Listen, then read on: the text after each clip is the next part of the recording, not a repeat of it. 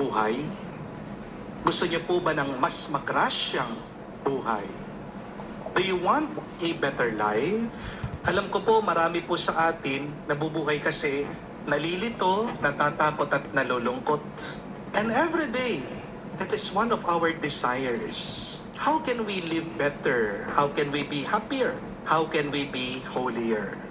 Kaya hayaan niyo po, ibahagi ko sa inyo itong tatlong turo po ng santong ating pinagdiriwang ngayon, si San Benedicto, kung paano po maging mas masaya, mas malusog at mas matuwid ang ating pamumuhay araw-araw. Ang tawag ko po dito ay tatlong gabay para sa magandang buhay. At ano po itong tatlong aral mula kay San Benedicto na makakatulong sa atin araw-araw? First, remember, all things in moderation.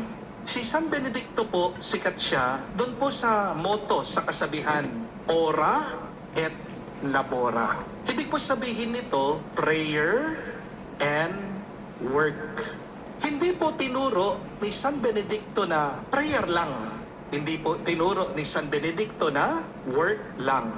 Sabi niya, ora et labora, prayer and work. Dapat yung dalawa palaging nandyan, present. Ibig sabihin, kailangan balanse ang ating buhay. Alam po natin na lahat ng napapasobra sa ating buhay ay masama. Kapag napasobra ka sa pagkain, nakakasakit ang katawan mo. Kapag napasobra ka sa pag-aalala, nahihilo ka, sumasakit ang ulo mo. Kapag napapasobra ka sa trabaho, kakasakit ka, na-stress ka, nababurnout ka. Kapag napapasobra ka sa chismis, sumasakit din ang panga mo. Hindi po ba? Kahit din naman po yung sobrang pagdarasa, hindi rin naman po mainam eh. Masipag ka ngang lumuhod, magrosaryo, magsimba. Pero kung tamad ka naman sa bahay, di ba? Di rin tama yun. Palagi ka nga nagsisimba, hindi naman nagbabago yung masamang ugali mo. Di po ba? Ang sobrang pagsaserve sa simbahan, hindi rin po tama. Buti pa nga yung pari, palagi mong inaalala, sinaserve mo siya, pinagdadala mo ng pagkain. Eh yung mister mo, nagseselos na. Buti pa sa simbahan, sa parokya, mas marami ka pang oras. Umuuwi ka para matulog lang, nagagalit na yung mister mo. Yung mga anak mo, hindi mo man mapagluto. Remember that too much of something is bad. And the happy life is the balanced life. Kaya maganda pong tignan, suriin natin sa ating buhay. Saan na ba ako napapasobra? Kailangan pantayin natin ang lahat kamuka sa dalawa pong gulong, di ba? Kailangan balanse yan. Kung hindi, magigewang-gewang at maaksidente ka. Amen? First, all things in moderation. It means be balanced. But the second rule, the second guide of St. Benedict is this: do good things regularly and with fidelity. Kapatid, sabi po ni San Benedicto, paano mo gagawin yung mabuti dahil lang may nakukuha ka o dahil feel mo lang? Gawin mo ang mabuti dahil ito ang tama. Malaking problema mo kapag sa buhay mo ang sinusundan mo lang yung mood mo, yung feelings mo. May mga tao na magtatrabaho lang kapag ganado, mag-aaral kapag madali ang lesson, magsisimba kapag merong oras, o magsaserve sila kapag inspired sila. Pero kapag mahirap na, kapag pagod na, kapag wala na sa mood, wala na, titigil na. Ano po ang mangyayari kung ang ginagawa mo ay nakabase lang sa iyong nararamdaman? Wala kang matatapos, walang lalago, walang magbabago sa buhay mo. Mga kapatid, ang mood, ang feelings, mabuting alipin. Pero napakasamang amo niyan. Sabi nga po ni San Benedicto, spirituality is something that you work for, not merely to hope for. Hindi sapat yung umaasa ka lang na balang araw magiging banal ka. Hindi po sapat na isipin mo, siguro sisipagin din ako. Hindi po sapat na sabihin mo, kapag inspired na ako, doon ako magsisimba, doon ako magsaserve. Ang kabanalan ay bunga ng disiplina, hindi po ng damdamin. mahirap na dalhin ka ng iyong feelings sa kabanalan. Dahil madalas, pag-aralan niyo po, yung ating nararamdaman, dinadala ka sa mali. Di po ba? Ang dami na nga dyan. Sinundan nila yung puso nila. Saan yung landing nila? Sa maling tao. Hindi po ba? Kaya nga, meron mga nagsusugal. Feeling ko, mananalo na ako. Isang bet na lang. Ayun, natalo. Kapatid, nung pong tinatag ni San Benedicto ang mga monasteryo, hindi po niya hinayaan na ang emosyon ang masusunod. Meron po silang malinaw na schedule. Oras sa pagising, oras sa pananalangin, oras sa trabaho, oras sa pagkain, oras ng pahinga. At paulit-ulit po yan. Paulit-ulit. Hindi po dahil robot sila, o hindi dahil alam nila ang isang katotohanan.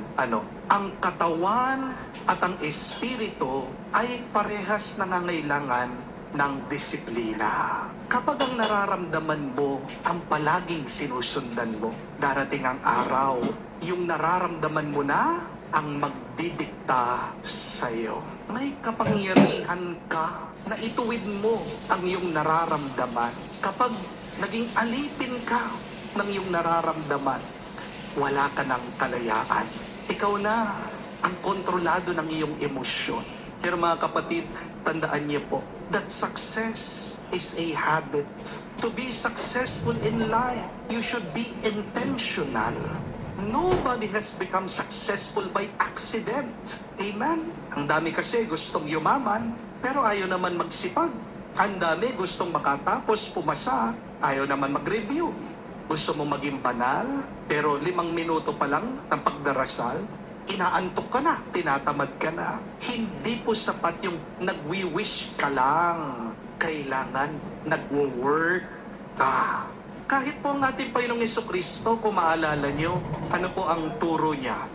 By your perseverance, He will save your lives. Hindi po sinabi ni Jesus na, by your feelings, you will be saved. Hindi po sinabi ni Jesus, by your inspiration, you will be saved. Sabi niya malinaw, by your perseverance, sa inyong pagtsatsaga. Alam niyo kung bakit? Dahil kung ano yung paulit-ulit mong ginagawa, nagiging bahagi ng iyong pagkatao. You become what you repeat. Yung mabuti mong ginagawa na paulit-ulit, nagiging mabuting ugali mo yan. Yung mabuti mong ugali, nagiging karakter mo yan. Yung mabuti mong karakter, yan yung nagdadala sa'yo sa kabanalan. Kaya kapag araw-araw nagdarasal ka, kapag araw-araw gumagawa ka ng mabuti, kapag araw-araw nagpapatawad ka, nagmamahal ka, darating ang panahon, hindi mo na kailangan ipilit ang iyong sarili. Magiging automatic sa'yo yan. Yung kabutihan na paulit-ulit mong ginagawa, lalabas yan sa'yo natural. Amen? Kaya nga, mga kapatid, huwag mong hayaan ang feelings mo ang magdesisyon para sa iyo.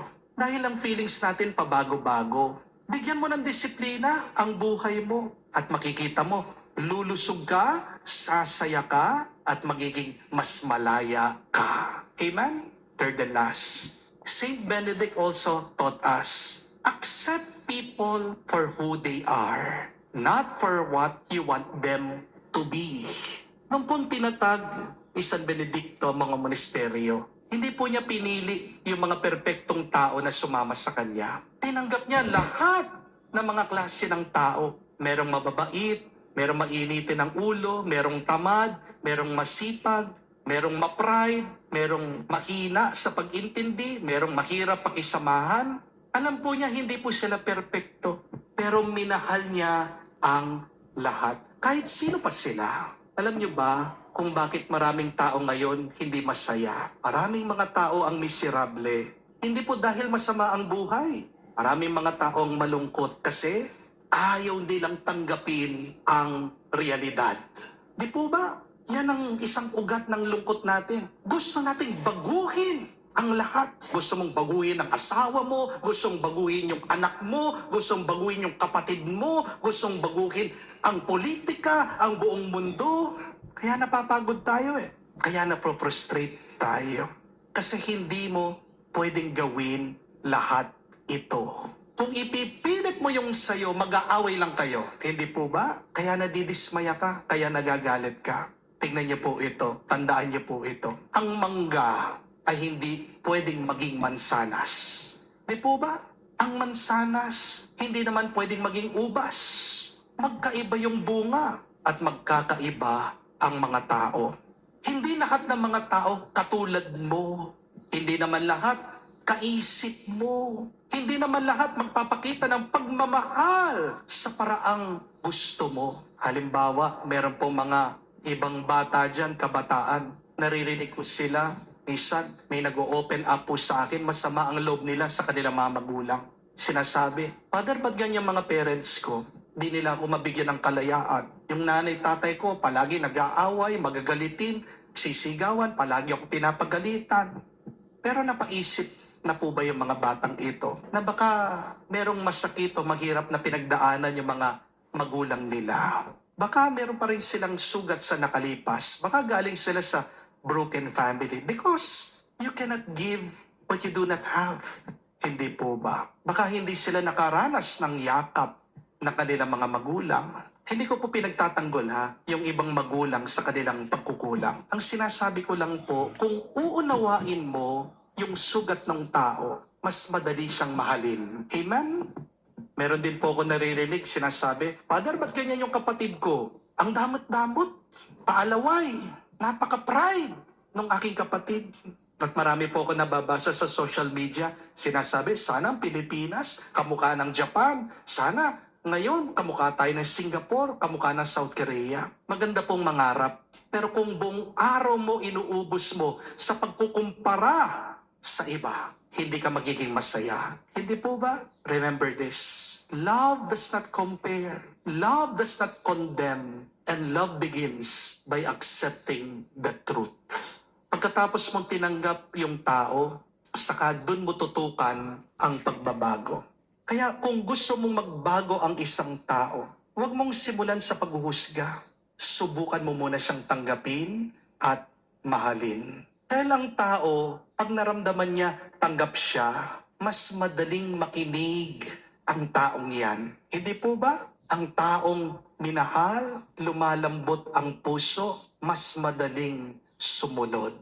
Amen? Kaya nga po, sabi ni Saint Benedict, kung nahihirapan kang mahalin ang isang tao, subukan mo na mag-isip kamukha ni Kristo. Subukan mo na magkaroon ng puso kamukha ni Kristo. Subukan mo hanapin si Kristo sa taong yan. Kung hindi mo agad makita ang kabutihan ng tao, sana makita mo nakatanim pa rin sa kanya yung larawan ng Diyos.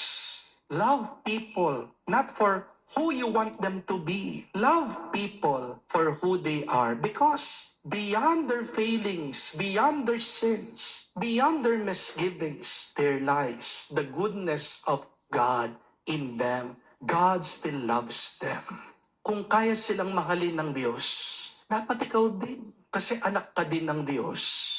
Di po ba? Ang kapatid, bakit paminsan napakagulo ng ating buhay? Hindi dahil kulang sa biyaya ng Diyos ang ating buhay, o hindi dahil kulang lang tayo sa tamang gabay. Hindi ka malilito, hindi ka mawawala, hindi ka magwawala.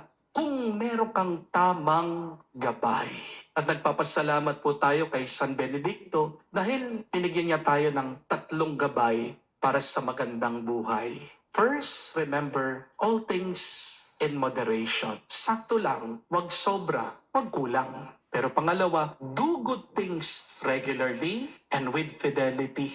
Disiplinahin mo ang iyong sarili. At pangatlo, kahuli-huli yan, accept people for who they are and learn to see Christ in them. Tanggapin mo sila, mahalin mo sila, tulungan mo silang maging mas mabuti. At kapag isinabuhay niyo po ang 3 bagay na ito, 3 turong ito, diyan magiging mas payapa ang iyong puso. Magiging mas maganda ang iyong relasyon at magiging mas bukas ka sa mga biyaya ng Diyos, hindi lang ngayon, hanggang sa magpa sa walang hanggan. Amen. Tumayo po tayo.